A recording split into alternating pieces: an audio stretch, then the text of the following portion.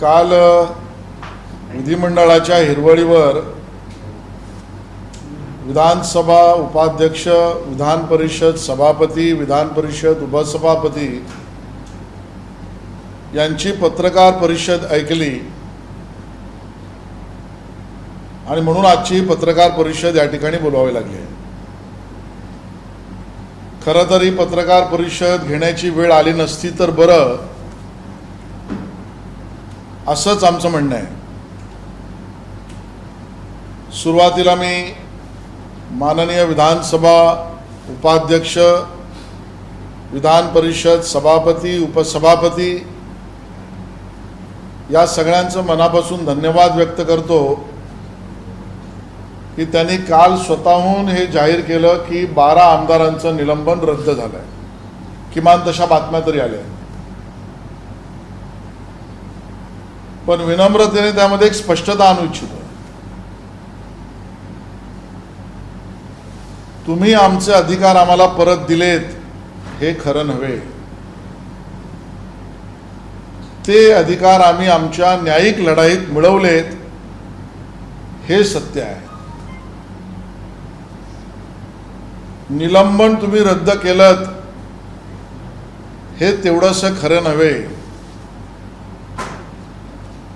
निलंबनाचा तुमचा ठराव इलिगल, इरॅशनल, अनकॉन्स्टिट्यूशनल म्हणजे अवैध, तर्कहीन, असंविधानिक असल्याचं माननीय सर्वोच्च न्यायालयाने घोषित केलं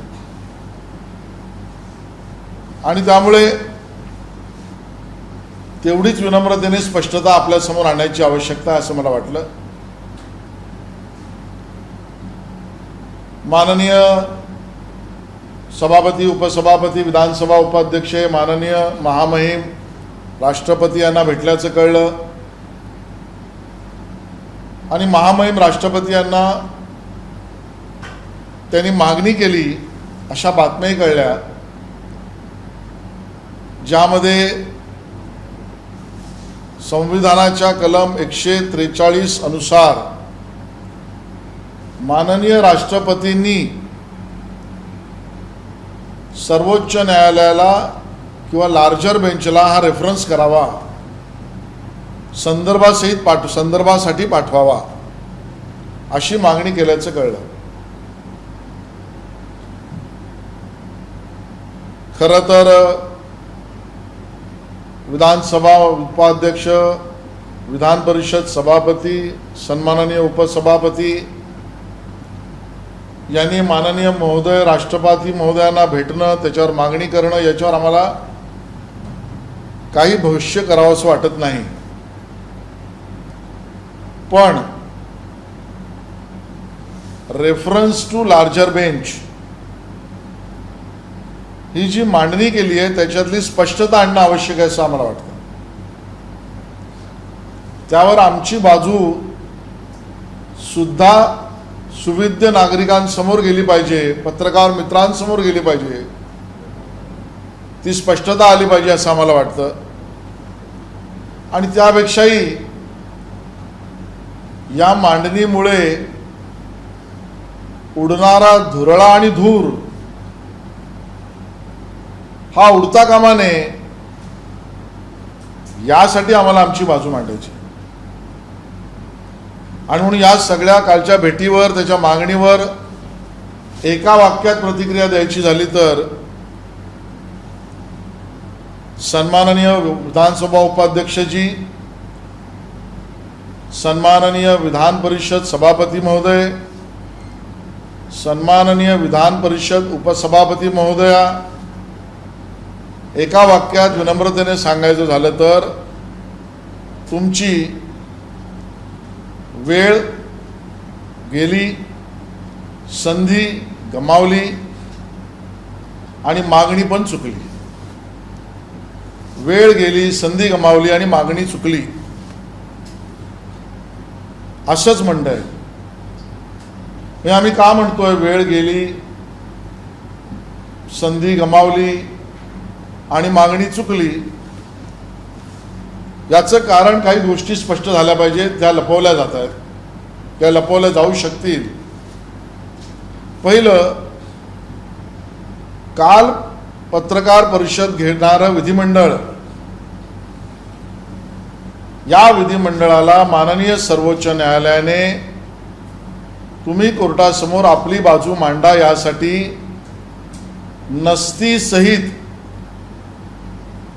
नोटीस दिली होती. विधिमंडळाला या सगळ्या प्रकरणात आम्ही न्यायालयात गेल्यावर तुमचं म्हणणं मांडा यासाठी सर्वोच्च न्यायालयाने नस्ती सहित नोटीस दिली होती. माननीय सर्वोच्च न्यायालयासमोर विधिमंडळ आलं नाही.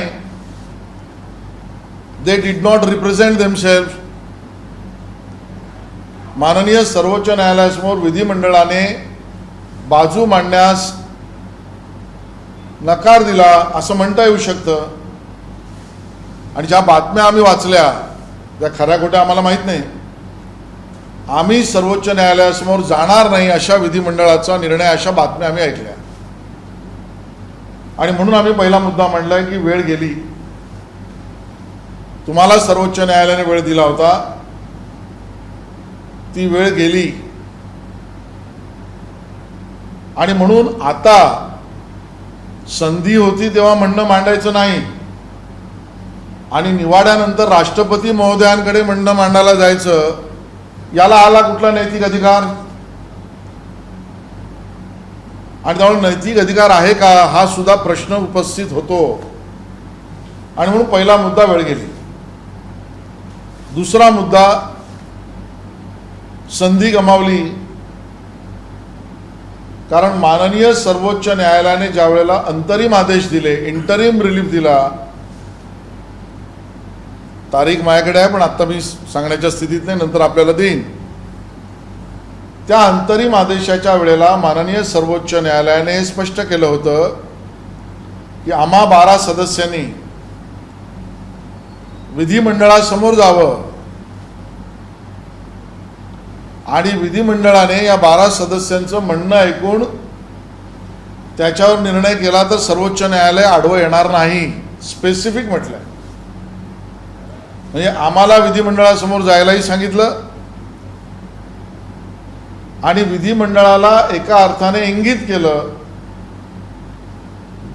हिंट केली, इनडायरेक्टली इशारा दिला की तुम्ही यांचं म्हणणं ऐका आणि निर्णय करा. याचा अर्थ स्पष्ट आहे की सर्वोच्च न्यायालयाने तुम्हाला बोलवलं, तुम्ही आला नाही. विधिमंडळाला ज्या वेळेला यावर सुनावणी करा असं सांगितलं, त्यावेळेला विधिमंडळाने आमच्या अर्जावर सुनावणी शेवटच्या दिवशी नोटीस दिली, पण सुनावणी केली नाही. विधिमंडळ संपेपर्यंत सुनावणी केली नाही. विधिमंडळाच्या कार्यकक्षेत कार्यकालात सुद्धा आम्हाला नोटीस दिली नाही. आमच्या म्हणण्यावर सर्वोच्च न्यायालयाच्या इशाऱ्यावर काहीही गोष्ट ठिम्मपणे बसून कारवाई केली नाही. आज ज्या वेळेला तुम्ही हे बोलताय ना, विधिमंडळाच्या कामकाजामध्ये सर्वोच्च न्यायालय हस्तक्षेप करेल असं वाटेल, संधी दिली होती सर्वोच्च न्यायालयाने आणि त्यामुळे ती संधी तुम्ही गमावलीत. आणि त्यामुळे वेळ गेली, संधी गमावली. आता जी मागणी केली आहे त्या मागणीमध्ये रेफरन्स टू लार्जर बेंच ही मागणी चुकली असं आमचं म्हणणं, ही आमची बाजू आहे. माननीय राष्ट्रपती महोदयांच्या वतीने आमचा बोलण्याचा अधिकारच नाही आणि त्यामुळे आम्ही आमची केवळ बाजू मांडतो. आणि ती मागणी चुकीची यासाठी आहे की न्यायिक पुनर्वलोकन म्हणजे ज्युडिशियल रिव्ह्यू, विधिमंडळाच्या कामकाजातील ठरावात न्यायिक पुनर्वलोकन ज्युडिशियल रिव्ह्यू करता येतं की नाही. विधिमंडळाच्या सन्माननीय तिन्ही पदावर बसलेल्या व्यक्तींनी हे करू नये, करता येत नाही अशा पद्धतीची भूमिका मांडावी अशी प्रेस कॉन्फरन्स काल घेतली होती. पण त्यामध्ये ज्या जजमेंटचा, ज्या निवाड्याचा दाखला त्यांनी दिला, राजा रामपाल वर्सेस स्पीकर, खरं तर तोच निवाडा, तेच जजमेंट पूर्ण आपण वाचलं तर आपल्याला लक्षात येईल की राजा रामपाल वर्सेस स्पीकर हे 2007 सालचं निवाडा आणि जजमेंट, यामध्ये ज्युडिशियल रिव्ह्यू, न्यायिक पुनर्वलोकन करता येईल हे माननीय सर्वोच्च न्यायालयाच्या 5 बेंचने म्हटलं आहे. केव्हा करता येईल? त्याचे टप्पे दिलेले आहेत. A टू Q, ABCDEFGHIJ अशा पद्धतीने Q पर्यंत, आणि त्यामध्ये एखादा ठराव इलिगल, इरॅशनल आणि अनकॉन्स्टिट्युशनल असेल तर न्यायिक पुनर्वलोकन करता येतं. हे त्या निवाड्यात ज्याचा संदर्भ माननीय विधानसभा उपाध्यक्ष, विधान परिषद सभापती, विधान परिषद उपसभापती महोदया यांनी दिला त्यातच म्हटलंय. आणि त्यामुळे त्या तिघांनी पूर्ण जजमेंट वाचलं असतं तर त्यांनी प्रेस घेतली नसती असं आमचं म्हणणं आहे. त्याही पलीकडे यूपी रेफरन्स केस, उत्तर प्रदेश रेफरन्स केस 1965, 1965, AIR 1965, सुप्रीम कोर्ट 745, हा त्याचा निवाडाचा संदर्भ आहे, ज्यामध्ये 7 बेंचच्या जजेसने, म्हणजे लार्जर बेंचने, म्हणजे राजा रामपाल तर 5 जजेसचं बेंच आहे, त्याही पलीकडे 7 जजेसच्या बेंचने यूपी रेफरन्स केस 1965 यामध्ये सुद्धा ज्युडिशियल रिव्ह्यूच्या पॉवर दिलेल्या आहेत, संदर्भ दिलेला आहे. आणि त्यामुळे ज्या प्रकरणामध्ये कायदा निश्चित झाला आहे, लॉ सेटल झाला आहे, जो 7 बेंचच्या जजमेंटने यूपी रेफरन्स केसमध्ये आणि 5 जजेसच्या बेंचने राजा रामपाल यांच्या केसमध्ये केला आहे, त्यामुळे ज्या केसमध्ये कायदा निश्चित झाला, लॉ सेटल झाला, त्यामध्ये परत रेफरन्स करता येत नाही असं आमचं म्हणणं आहे. आणि त्यामुळे ज्यात रेफरन्स होऊच शकत नाही अशी मागणी केली, मागणी चुकली आहे. आणि म्हणून वेळ गेली, संधी गमावली, मागणी चुकली, अशा पद्धतीची प्रेस कॉन्फरन्स कालची झाली असं आमचं म्हणणं आहे. त्या प्रेस कॉन्फरन्समध्ये सन्माननीय विधान परिषदेच्या सभापती महोदयांनी असं म्हटलं, असं कळतं की 70 वर्षात असं कधीच झालं नाही. 2 दाखले तर मी दिलेच, पण तेही असत्य त्यांनी मांडली गेली होती. याचं कारण अलगापुरम मोहनराज वर्सेस तामिळनाडू, म्हणजे तामिळनाडू राज्यात 2016ची केस आहे, ज्यामध्ये अशा संदर्भात सस्पेन्शन आणि अशा पद्धतीच्या बाबतीत कोर्टाने निर्णय दिलेला आहे. म्हणजे यूपीत सुद्धा झालेला आहे,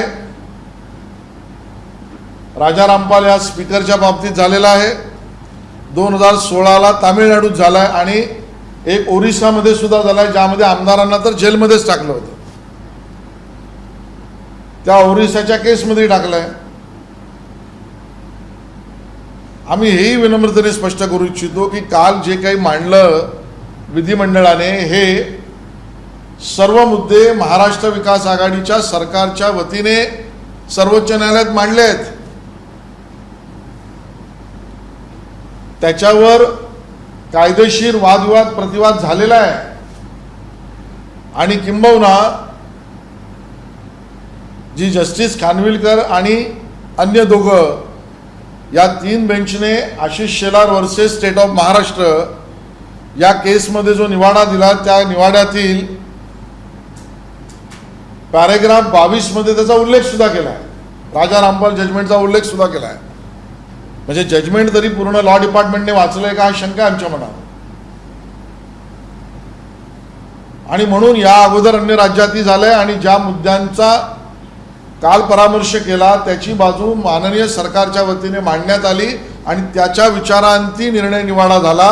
त्याचा उल्लेख सुद्धा पॅरा 22 मध्ये केलेला आहे. आणि म्हणून आमचं म्हणणं आहे, तानाशाही हरली, लोकशाही जिंकली आणि महाराष्ट्र विकास आघाडीच्या सरकारच्या अहंकाराचं वस्त्रहरण झालेलं आहे. तानाशाही हरली, लोकशाही जिंकली आणि महाराष्ट्र विकास आघाडीच्या अहंकाराचं वस्त्रहरण झालेलं आहे. एवढंच या ठिकाणी आम्ही आमची बाजू मांडतो.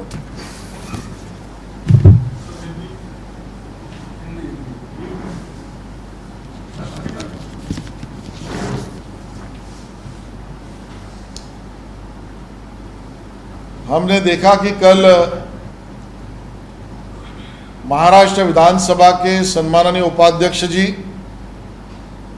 विधान परिषद के सभापति महोदय, विधान परिषद की उपसभापति महोदया, इन्होंने एक वार्ताहर परिषद लेकर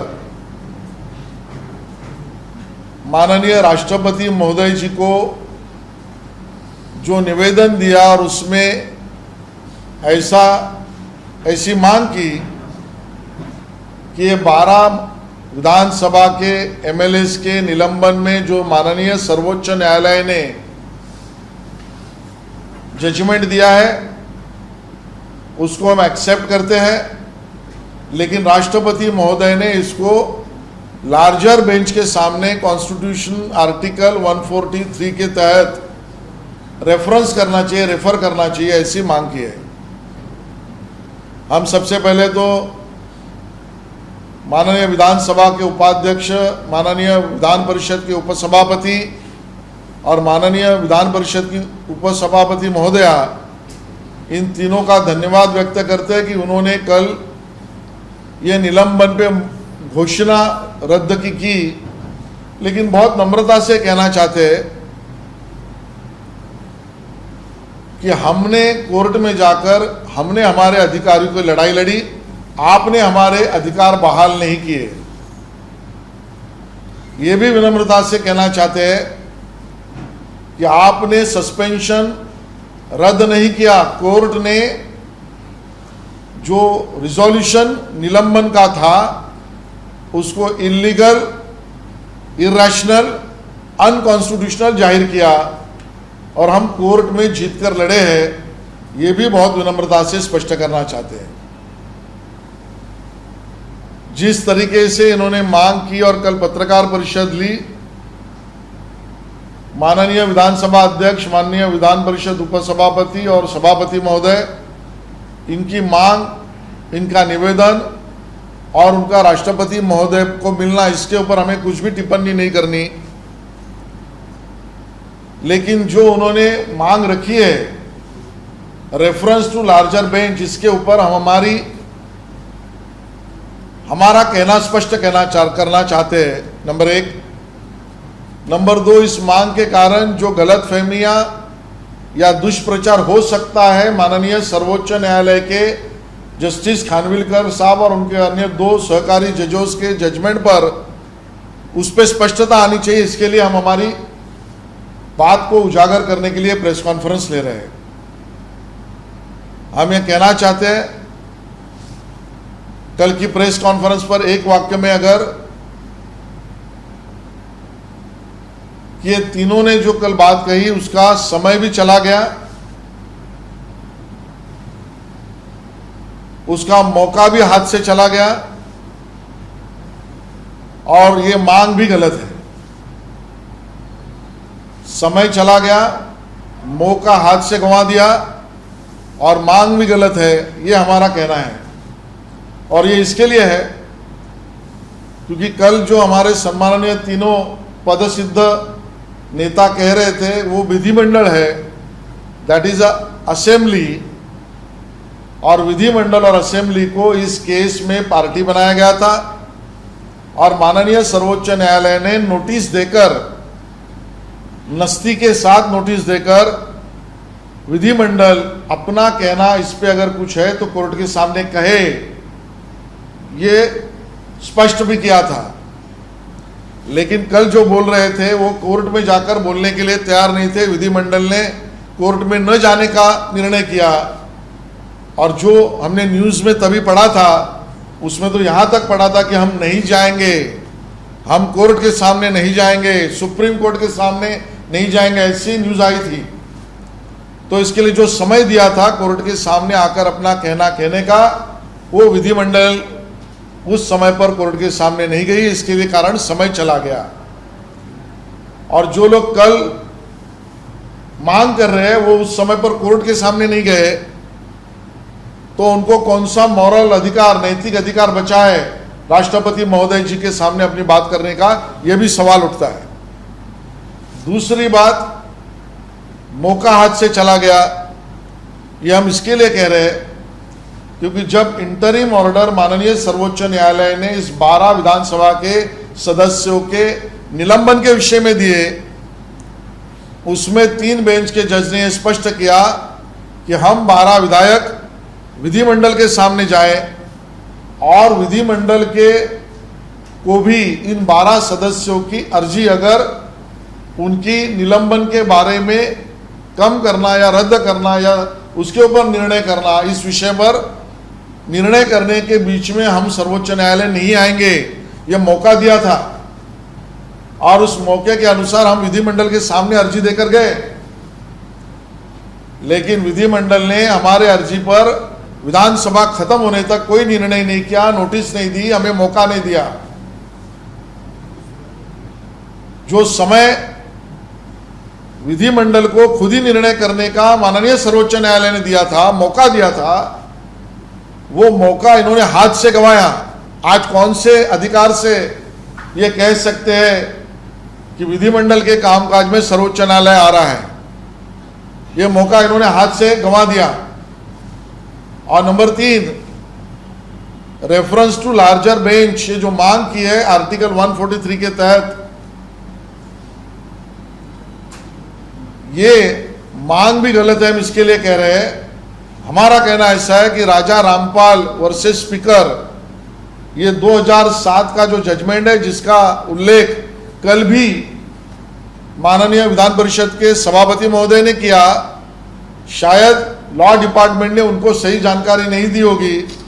उसी जजमेंट में माननीय 5 बेंच के सर्वोच्च न्यायालय ने जुडिशियल रिव्यू विधानमंडल के ठहरावों पर किया जा सकता है, इसकी स्पष्टता दी है।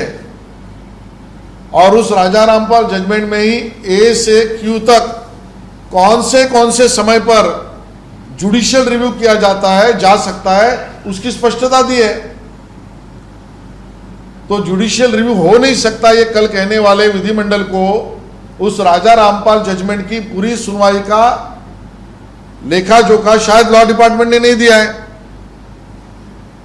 उससे भी ज्यादा यूपी रेफरेंस केस AIR 1965, इस केस में तो 7 जजेस के बेंच ने, सुप्रीम कोर्ट ने जुडिशियल रिव्यू को मान्यता दी है, इनडायरेक्टली उसको स्वीकारा है। तो 7 बेंच के जजेस ने जो स्पष्ट किया, जो लार्जर बेंच है, जो 5 बेंच के जजेस ने स्पष्ट किया वो भी लार्जर बेंच है, तब कानून स्पष्ट हो चुका है, लॉ सेटल हो चुका है। और जब लॉ सेटल होता है, कानून स्पष्ट होता है, तो फिर रेफरेंस करने का सवाल कहां आता है?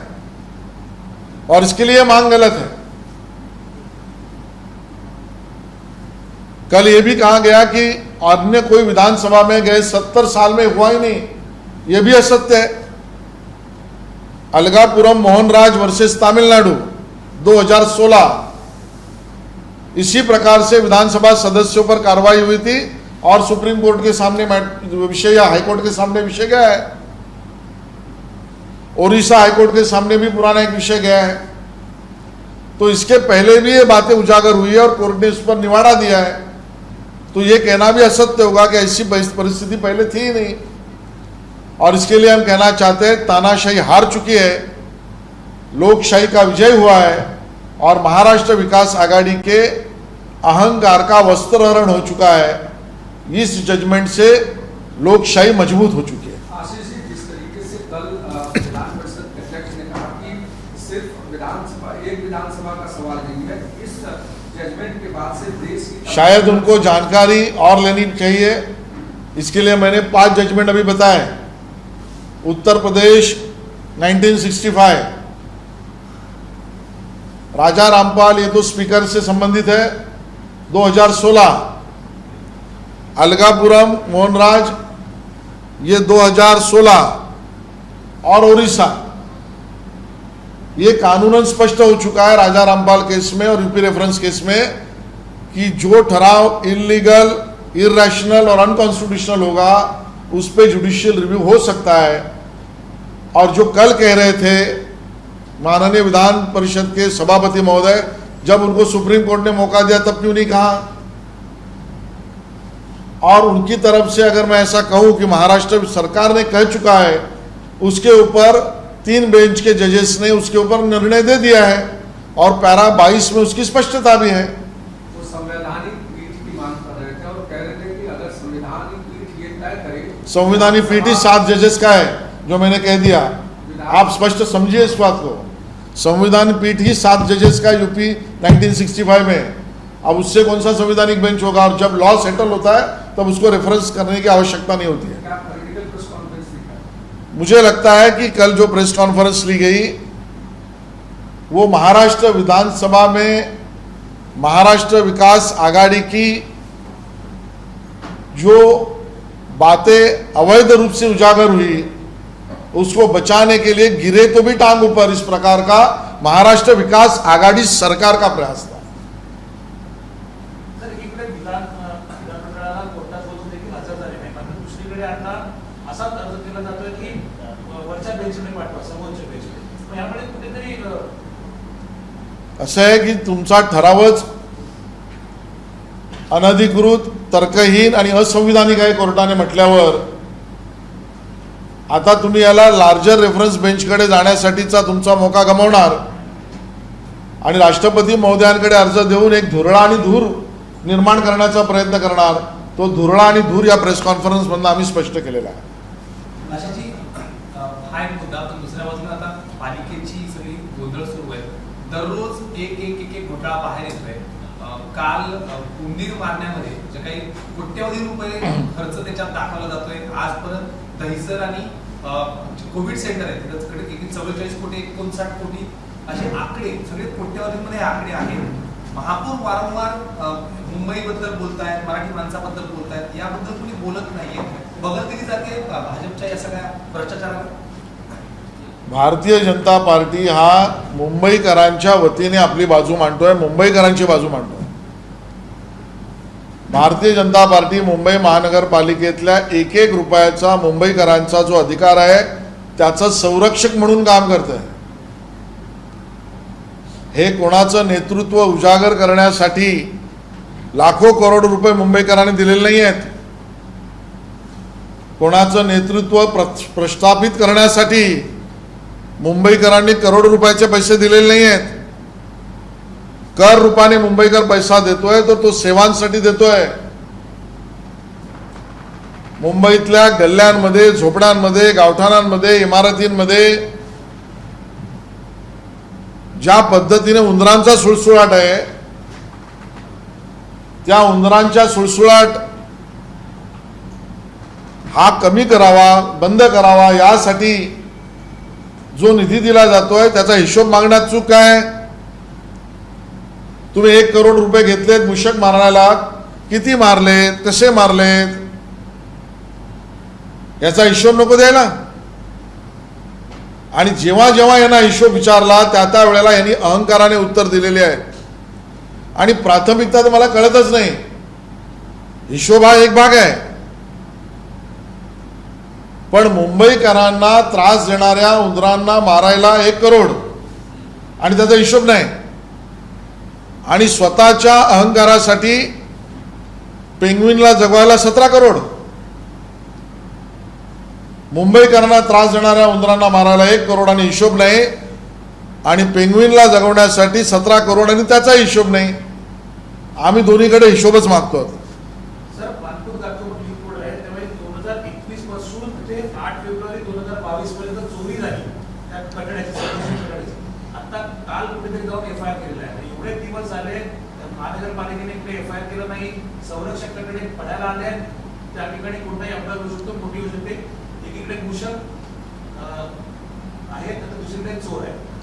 नाही, म्हणून तर आम्ही काल म्हटलं संरक्षक कठडे संरक्षित नाही, रस्त्यावरचे खड्डे बुजत नाही, घरामधलं पाणी पावसात येण्याचं थांबलं जात नाही, मूषक त्या ठिकाणी मारले जात नाही, कचऱ्याची विल्हेवाट होत नाही, सांडपाण्यावर प्रक्रिया चालत नाही, पुरेसं पाणी मिळत नाही, गढूळ पाणी येण्यापासून थांबलं जात नाही.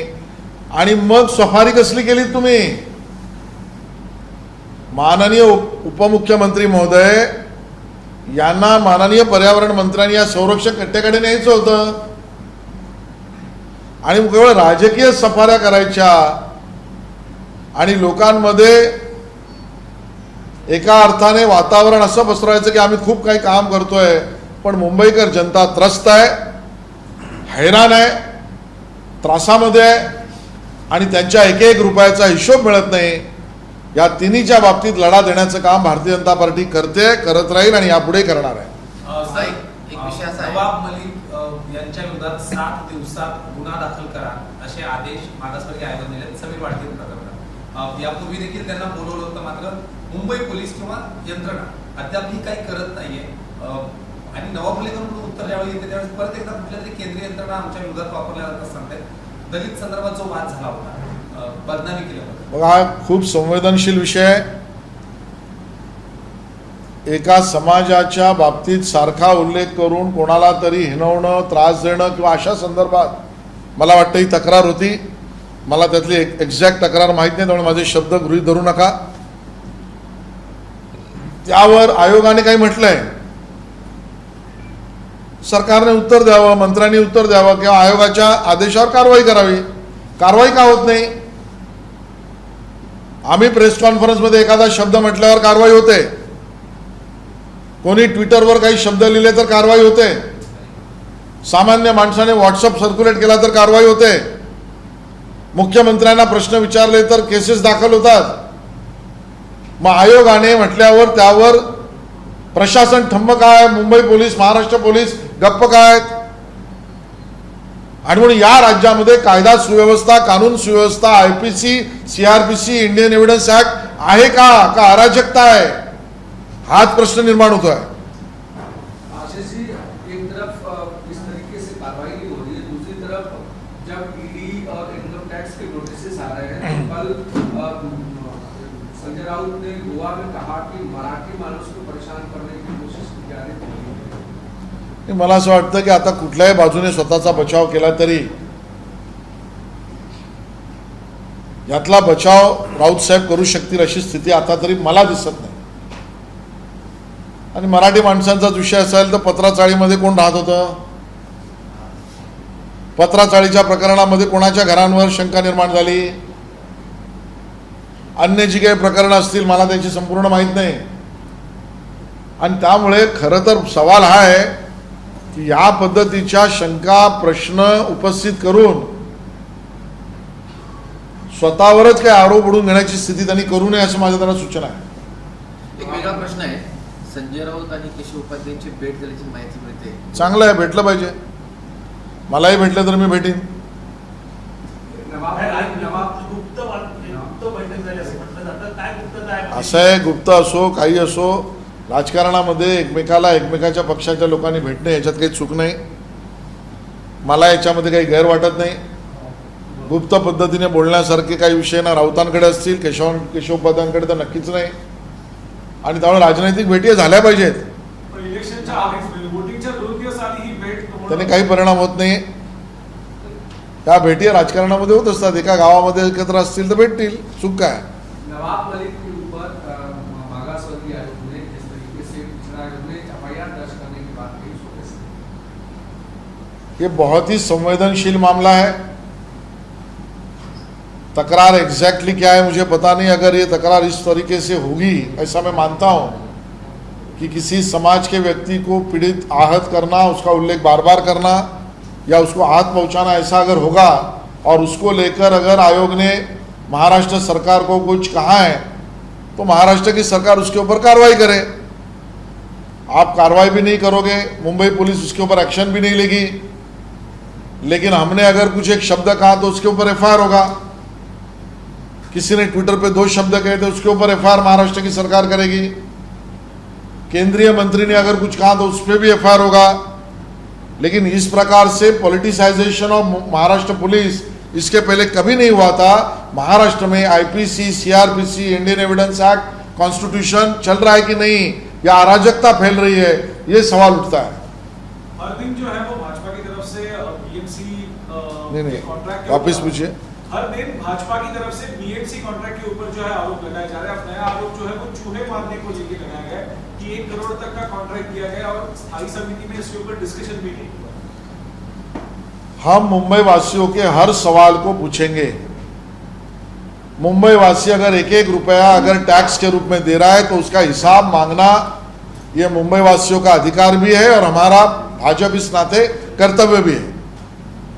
मुंबई वासियों के अधिकारों को से हनन करने से रोकना और हमारे कर्तव्य पर चलना, ये हम करते रहेंगे। अगर चूहों से मुंबई वासी त्रस्त है, वो झोपड़ी में, गली में, बिल्डिंग में, चौल में, कहीं पर भी हो, तो उस चूहों के ऊपर यानी उसको मारना यह आवश्यक है। तो 1 करोड़ रुपए अगर खर्चा होता है तो उसका हिसाब नहीं मांगना चाहिए। 1-1 रुपया अगर मुंबई वासी देता है तो क्या उसका अकाउंट नहीं मांगना चाहिए? और हिसाब मांगा तो आपका कौन सा अहंकार और ईगो जागरूक होता है? आप चर्चा के लिए भी तैयार नहीं हो। 1 करोड़ में कितने चूहे मारे, कैसे मारे, उसका क्या किया, ये जानकारी अगर हमारे सदस्यों ने मांगी गई तो सही है। लेकिन यह अजब बात है कि मुंबई वासी त्रस्त चूहे से है और उसके लिए 1 करोड़ रुपए खर्चा होता है और उसका हिसाब नहीं दिया जाता। और दूसरी तरफ पेंगुइन को बढ़ाने, बचाने और खिलाने के लिए 17 करोड़ रुपए खर्चा होते हैं और उसका भी हिसाब नहीं दिया जाता। मुंबई वासी त्रस्त कौन सी बात से है, चूहे से या पेंगुइन से, इसका तर्क नहीं समझ में आता। हम तो दोनों जगह पर हिसाब ही मांग रहे हैं। निजाम वादावरती तोडगा काढण्यासाठी एबीपी माझा, उघडा डोळे बघा नीट।